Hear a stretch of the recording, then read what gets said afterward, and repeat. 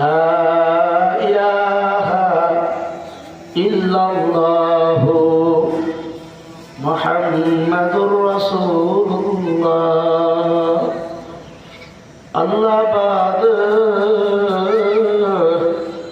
কোন মাবুদ নাই। চাচা, আপনি এই কথা বলবেন না, আপনি অন্তত এতটুকু বলেন, লা ইলাহা ইল্লাল্লাহ। চাচা, আপনি শুধু এতটুকু বলেন, আল্লাহ বাদে কোনো মাবুদ নাই, বাকিটা আমি বুঝতে নেব।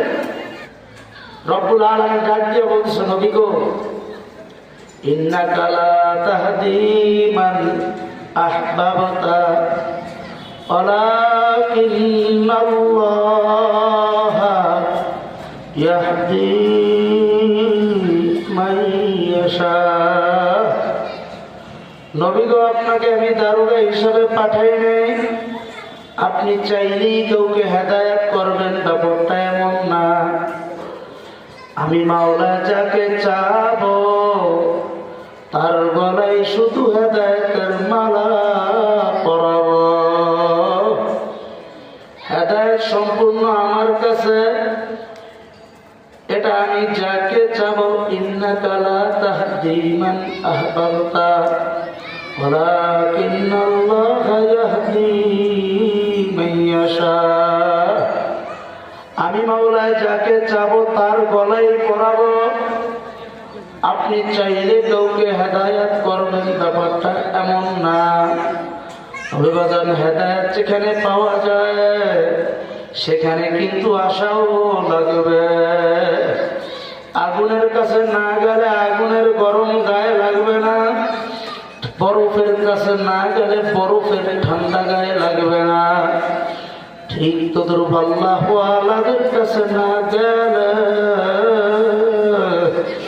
উলামায়ে কেরামদের সোহবতে না গেলে আল্লাহর ওলিয়ার হেদায়েত প্রাপ্ত হওয়া যাবে না।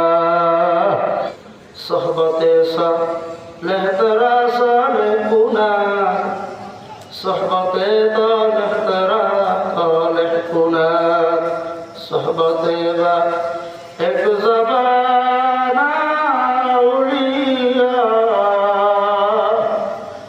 বেহতরাজ সাদ সালেতাত ভেরিয়া। গেলে খুশবু এডর হাম্মাম রোজে, রশিদ আস্তে আস্তে মাহবুবে বদস্তম।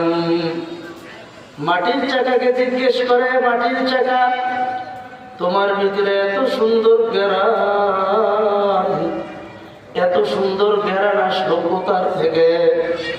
মাটির চাকা ডাক দিয়ে বলে, আমার ভিতরে ঘেরান, এখানে আমার কোনো কৃতিত্ব নাই। আমার বুকের উপরে গোলাপ চারা ছিল, গোলাপের পাপড়ি গুলা ঝরিয়া ঝরিয়া আমার গায়ের উপরে পড়ছে। প্রত্যেকটা পাপড়ি এমন ভাবে মেলান হয়েছে, এখন আর আমি মাটির চাকা নাই, আমি মাটির চাকা গোলাপের খুশবে পরিণত হয়ে গেছি। উলামায়ে কেরামদের সোহবতের বিকল্প নাই। আল্লাহ অন্যত্র বলতেছেন, আকুনু মা'আস সাদিকিন, তোমরা নেককারদের সঙ্গী হয়ে যাও, সত্যবাদীদের সাথী হয়ে যাও। মুফাসসিরিন ইকরাম বলেন, এখানে নেককার দ্বারা উদ্দেশ্য উলামায়ে কেরাম, খাস আল্লাহর বান্দারা। এই জন্য আমার বাজানদেরকে বলবো, উলামায়ে কেরামদের সোহবত প্রাপ্ত যদি হওয়া যায়, উলামায়ে কেরামদের কাছে যদি সান্নিধ্যে যদি আসা যায়, আল্লাহ কাকে কোন মাধ্যমে পরিবর্তন করবে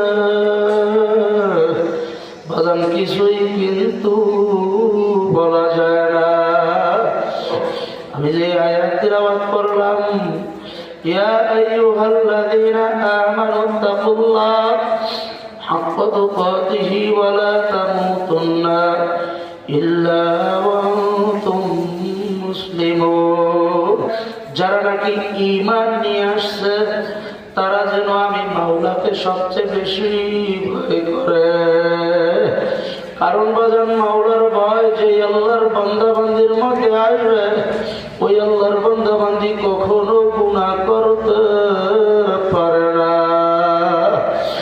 আজকে আমাদের মধ্যে মাওলার ভয় নাই, যার কারণে আমরা যা ইচ্ছা তাই করে বেড়াই।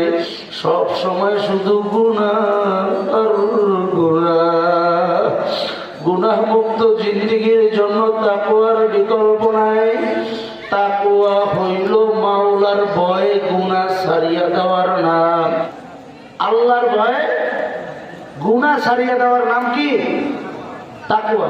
যেই আল্লাহর বান্দা বান্দির মধ্যে আমার মাওলার ভয় পয়দা হইয়া যাবে, ওই আল্লাহর বান্দা বান্দি কোনদিন গুনাহ করতে পারে না। সাহাবায়ে কেরাম রিদওয়ানুল্লাহি তাআলা আলাইহিম আজমাইনদের দিকে তাকাইলে দেখা যায় তাদের জিন্দেগিটা ছিল তাকওয়া সম্পন্ন। কোনোভাবেই গুনাহ হইতো না। গুনাহ যদি ভুল ক্রমে হয়েও গেছে, সাথে সাথে মাওলার দরবারে গুনার জন্য তওবা করিয়া ফেলাইছে। এজন্য আমার বাজানদেরকে বলবো, আমার পর্দার মা বোনদেরকে বলবো, মাওলার ভয়ের কোনো বিকল্প নাই। এই আয়াতের শেষ দিকে আমার মাওলায় বলতেছে, ওয়ালা তামুতুন্না ইল্লা ওয়া আনতুম মুসলিমুন। খবরদার, মুসলমান না হইয়া কেউ মইর না। বাজান মুসলমান না হইয়া মরার জন্য না বলছে কে? জবানটাকে উঁচু করিয়া ডাক দিয়া বলেন, কে না বলছে? আমার মাওলা মুসলমান না হইয়া কবরে যাওয়ার জন্য না বলছে, ওয়ালা তামুতুন্না ইল্লা ওয়া আনতুম মুসলিমুন। খবরদার, মুসলমান না হইয়া কবরে যাইও না। ওই কবর আর কবর থাকবে না। নবী আমার বলেন, আল কবর রাউযাতুম মিন রিয়াজিল জান্নাহ আও হুফরাতুম মিন হুফারিন নার। কারো কারোর জন্য কবরটা জাহান্নামের আগুনে পরিণত হয়ে যাবে। বাজান ওই কবরের আযাব কেউ সহ্য করতে পারবি না। এই জন্য মৃত্যুর আগেই মুসলমান হও। মুসলমান কাকে বলে সেটাও কিন্তু ভালোভাবে বোঝা লাগবে।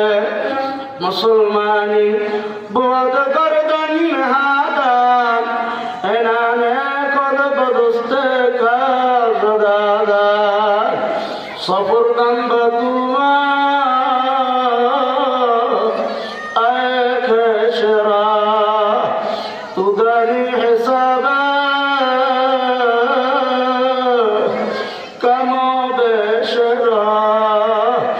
মুসলমানি হইল গোড়া যেমনি ভাবে গলার ভিতরে লাগাম লাগাইয়া মালিকের হাতে সুপর্দ করিয়া দেয়, ঠিক তদরূপ আপনার আমার গলায় ইমানের রশি লাগাইয়া,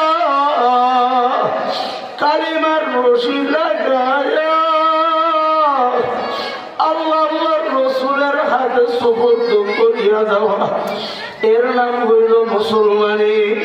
নিজের মন মতো আর জিন্দিগি চলবে না, নিজের মন মতো ব্যক্তি জীবন চলবে না, নিজের মন মতো সামাজিক জীবন চলবে না, নিজের মন মতো রাজনৈতিক জীবন চলবে না, নিজের মন মতো আন্তর্জাতিক জীবন চলবে না, নিজের মন মতো সিরাতে সুরত আমলে মুআমালাত মুআশারাত কোনো বিষয়ে নিজের মতো চলবে না। ইমানের রশি গলায় লাগায়া, কালিমার রশি গলায় লাগায়া আল্লাহ আল্লাহর রাসূলের হাতে শরীয়তে লাগবে। যদি সারিয়া দেওয়ার মতো দিতে পারো, আল্লাহর হুকুম নবীর তরিকার উপরে যদি নিজেকে সুপর্দ করিয়া দেওয়া যায়, আল্লাহর ফজলে কর্ম কইটা কি বলে মুসলমানি। আর বাগান মুসলমান না ভাইয়া কবরেও যাওয়া যাবে না, মৃত্যুর বিছানায় শোয়া যাবে না। এই জন্য অস্তিত্বকে বিলীন করা লাগবে।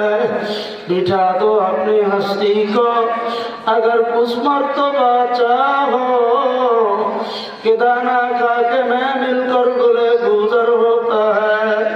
যদি অস্তিত্বকে বিলানের মতো বিলাইতে পারো আল্লাহর ফজলে কর্মে আশা করা যায়, সেখান থেকে কিছু ফসল আশা করা যায়। এই জন্য আমার বাজানদেরকে বলবো নিজেকে একেবারে ভাঙ্গিয়া দেয়। বাজান দুনিয়া দেখতে না দেখতে কিন্তু শেষ। বাংলা বাজারের ব্যবসায়ী আমার বাজানরা, বাজান কে কোন দলের কে কোন মতে আমি জানি না বাজান, আমার সেটা জানারও দরকার নাই। তবে বাজান মুসলমান হওয়া লাগবে। মুসলমান হইয়া তারপরে আমার মাওলার কবরে যাওয়া লাগবে। আর পরিপূর্ণ মুসলমান হওয়ার জন্য আমি আলোচনার শুরুতে যে কথা বলছিলাম তাকওয়ার বিকল্প নাই। তাকওয়ার এত দাম,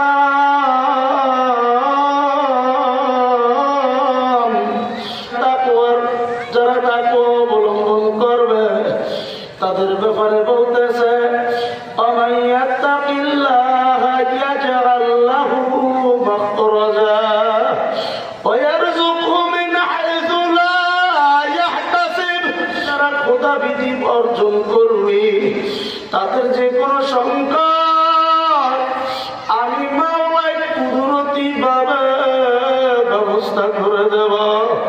শুধু তাই না ويرزقه من حيث لا يحتسب, তোর রিজিকের ব্যবস্থা আমি মাওলাই করব।